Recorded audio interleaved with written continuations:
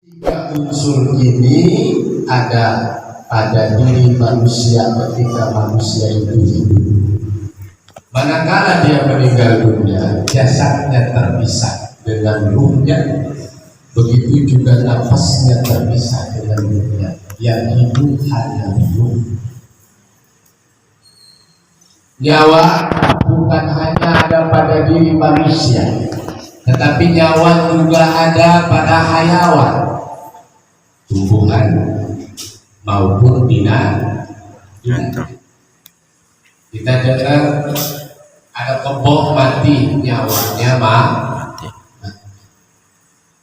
Ada pohon pisang mati, nyawanya mati. Belum pernah kita dengar roh pohon pisang pergi atau roh kebo pergi. Tetapi manusia ketika dia meninggal dunia, bolehlah nyawanya meninggal mati, bolehlah badannya ditinggal di alam dunia, tetapi ruhnya terus mengikuti proses perjalanan yang sudah ditentukan oleh Gusti Allah Subhanahu wa Ta'ala.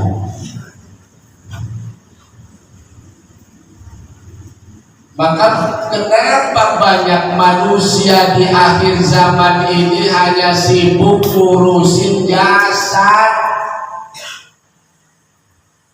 Berapa lama kita ngurusin jasad? Paling lama 65 tahun. Jasad aja dipikirin, pagi sore pulang pergi nyari nafkah usaha buat jasad. Yang jadi pejabat pulang balik ke kantor ngurusin jasad. Yang jadi pelajar hanya ngurusin ilmu umum saja, nggak pernah ngurusin ilmu tauhidnya. Hafalkah dia sifat 20? Hafalkah dia sifat yang wajib bagi Allah? Hafalkah dia yang sifat yang mustahil bagi Allah, sifat yang jaiz? Kemudian pasifkah dia membaca Al-Qur'annya? Karena kesemua itu adalah qutul arwah, penguat ruh. Penguat ruh alias makanan ruh adalah zikrullah. Penguat ruh atau makanan ruh adalah sholat. Penguat ruh atau makanan ruh adalah tasbih, puasa, zakat. Rukun Islam yang kita ketahui tersebut adalah penguat ruh, karena kita bakal mati di kemudian hari. Kullu nafsin dha'iqatul maut. Benar aja Pak, ini memperolong dulu, benar dan tegang ya. Terus ini. Terus. Aku bilang terus namanya. Ya, aku bilang kita.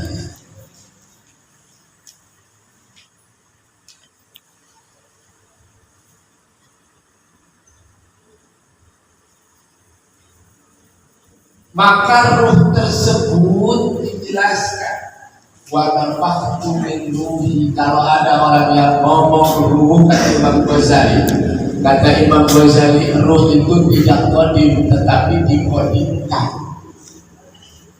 Ruh itu makhluk dicipta oleh Allah, maka tidak qadim. Tetapi proses ruh ini terus menerus oleh Allah, dilanjutkan prosesnya sampai dengan nanti di alam malakut.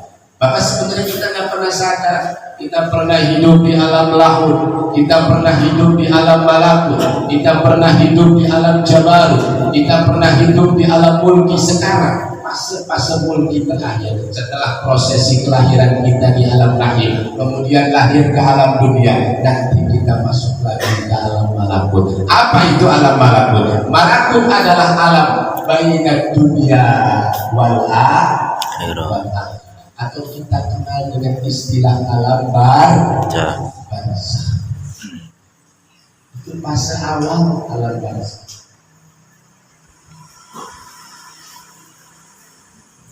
Ya Allah yang karim, ruhani ini luar biasa. Allah menciptakan ruh.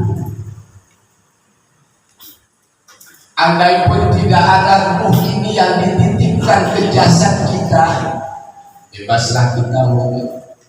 terserah apa maunya kita, mau hidup bagaimanapun manulah.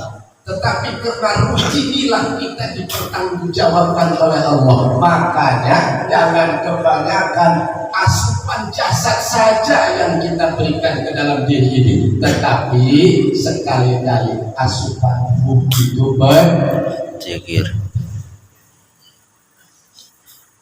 Maka ruh orang-orang yang hebat itu gak pernah mati. Sekalipun orangnya sudah ratusan, 200 tahun, 300 tahun, bahkan ribuan tahun, termasuk kanjeng Nabi Muhammad Sallallahu Alaihi Wasallam, ruhnya terus menerus. Kalau misalkan kebiasaan dia pada waktu hidup di alam dunianya sholat saja, di alam kuburnya pun sholat. Ketika kebiasaan dia di alam kuburnya baca sholawat saja, maka di alam kuburnya pun dia akan baca sholawat. Ketika di alam kuburnya dan di alam dunianya dia zikrullah, maka di alam kuburnya pun dia zikirkan. Ketika di alam dunianya dia selalu berbagi kepada orang yang tidak mampu, maka nanti di alam kuburnya pun banyak yang amin.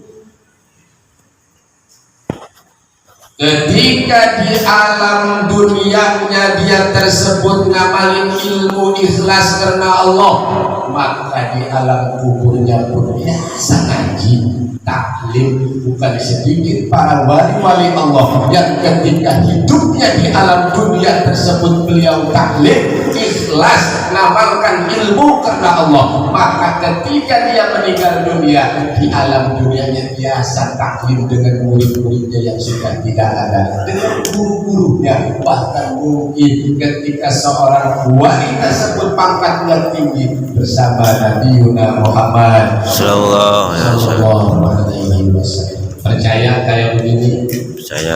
Percaya. Sekarang saya mau tanya, ruh para wali itu masih bisa mengikat murid-muridnya? Masih. Kata siapa? Kita sering ziarah makam wali, padahal sudah ratusan tahun itu makam wali meninggal dunia. Apakah itu makam wali masih bisa mengontrol, ngawasin, memberikan bentuk perhatian kepada orang yang ziarah?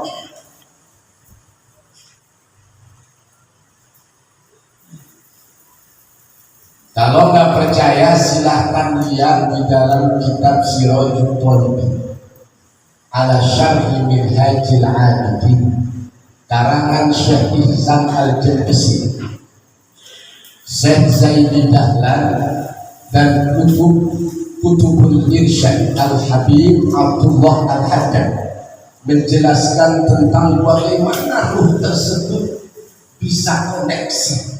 Ruh para wali bisa koneksi dengan orang yang masih hidup.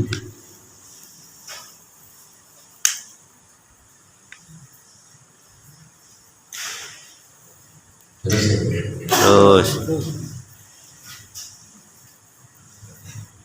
Ini acaranya masih ngopi nggak bisa, ngerokok nggak bisa zikir nggak bisa.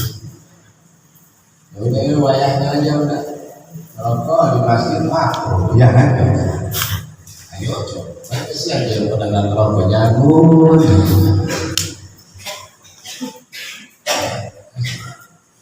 Maka orang yang ngerokok kan nanti dia mah bisa surga masuk, neraka mah dengan lintas lintas surga dan neraka. Kenapa? Karena ketika di surga itu sudah ada, kalau neraka begitu pengen ngerokok karena nggak ada di surga mati. Akhirnya dari kemana? Ke neraka. Sekarang dari api neraka, api kecil ada apa kamu? Neraka itu gede, berarti nyemplung dulu. Kalau kayaknya pulang dari sini berhenti ngerokok.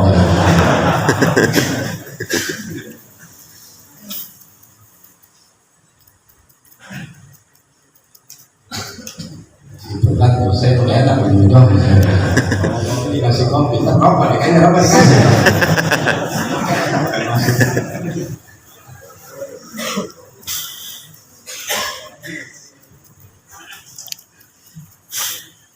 Nah, saya Zaini Dahlan, kenal saya Zaini Dahlan. Dan ada Syekh Muhammad Dahlan, ini Muhammad. Iya. Padahal ini masih nyambung karena beliau ini Zaini Dahlan adalah salah satu murid Syekh Ahmad Dahlan atau Kiai Muhammad Dahlan atau Kiai Darwis yang pendiri Muhammadiyah ini masih muridnya Syekh Zaini Dahlan. Berikut Hadratus Syekh Hasyim Asy'ari pendiri Nahdlatul Ulama ini masih muridnya Syekh Zaini Dahlan. Kenapa saya bilang ini walaupun di situ sebenarnya jujur karena Syekh Zaini Dahlan ulama umur tahun 1819 Hijriah. Sudah tua ya. Sorry kan. 1819 bukan Hijriah, Masehi. Kalau Hijriahnya 1230 Hijriah. Sekarang berapa? 1400. Berarti sudah hampir 200-an ya. Sudah hampir 200-an. Syekh Ahmad Zaini Dahlan beliau punya murid masyhur. Bahkan inilah cikal bakal ulama Nusantara bisa diawali dari Syekh Zaini Dahlan. Mata rantai. Kita kenal ada ulama bernama Syekh Nawawi Tanahara Al-Bakari. Salah satu murid beliau. Sayyidi Syekh Arsyad Al-Banjar murid beliau juga. Kemudian Syekh Wali Bangkalan Madura murid beliau juga. Pengarang kitab I'anatul Talibin Sayyid Bakar Sato Adib ini juga murid beliau. Maka luar biasa Syekh Zaini Dahlan. Pada zamannya Syekh Zaini Dahlan itu bertempurnya dengan orang yang gak percaya. Gak percaya tahlilan, gak percaya wali, gak percaya dan lain sebagainya. Yang hanya menggunakan rasio, menggunakan Syekh Zaini Dahlan sepuluh dengan Sayyidi Syekh Ahmad Khatib As-Sambasi. Maka beliau saling tukar pendapat. Karena Syekh Zaini Dahlan mufti Mekah, di samping mufti Mekah beliau juga menjadi pengajar di Masjidil Haram. Di samping itu juga beliau menjadi imam besar Masjidil Haram bersama dengan Sayyidi Syekh Ahmad Khatib As-Sambasi. Pemangku Thariqah Qadiriyah wal Naqsaban. Iya. Pembawa Thariqah Qadiriyah wal Naqsabaniyah itu adalah Sayyidi Syekh Ahmad Khatib As-Sambasi. Kalau ngomong-ngomong Syekh Zaini Dahlan dalam silsilah turunannya, beliau ini masih cucunya Sayyidi Syekh Abdul Qadir Al-Jailani yang ke-8. Berarti tarekatnya Qadiriyah. Kiai Khalil Bangkalan tarekatnya juga Qadiriyah. Ya Arsyad Al-Banjari sebelum ngambil sama dia, beliau juga thariqah awalnya Qadiriyah. Yasin Al-Fadani dalam riwayat beliau juga ngambil thariqah Qadiriyah. Jadi banyak sekali para ulama dulu yang bertarekat. Laulat thariqah latumassila qulubahum alaina, maka tidak akan pernah sampai ilmu kepada kita. Ruhnya bagus, kalau ruhnya bagus maka akan membuat jasad juga bagus. bagus. Kalau ruhnya tidak bagus, maka tidak pernah jasad itu bagus sampai kapan. Sekarang ruh jasad kita hayu, makan kita jaga, semuanya kita jaga. Kalau ruhnya acak-acakan masa aja, kalbunya kagak bagus, punya sifat benci, dengki, hasut, orang lain punya anu dia bikin. Tidak mau bikin dari mana dunia. Sehat badannya, tapi hatinya periak, kalbunya nggak bagus. Maka menyampaikan agama tersebut harus dimulai dari ruhani yang bagus. Kalau ruhaninya bagus, semuanya juga bagus. Kalau ruhaninya kagak bagus, jangan harap pengen bagus. Boro-boro orang lain bagus, diri kita juga gak bakal bagus.